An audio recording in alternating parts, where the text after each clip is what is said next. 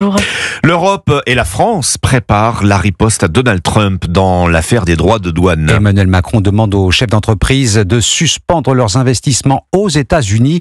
Cette augmentation des tarifs douaniers, 20% pour les pays européens, c'est une décision grave et infondée, dit-il. Mais la réponse viendra de l'Union européenne. Il faudra jouer groupé, pas de chacun pour soi, plaide le président Aurélien Fleurot. Le bras de fer ne fait que commencer.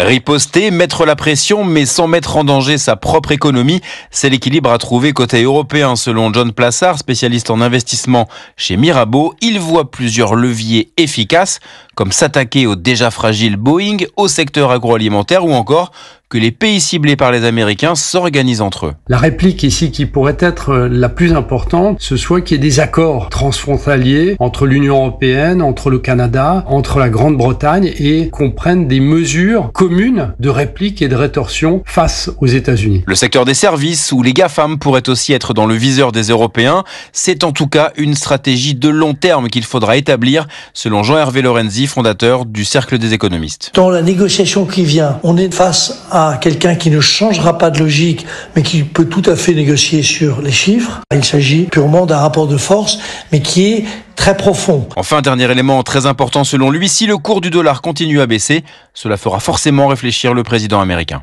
Aurélien Fleurot du service économie.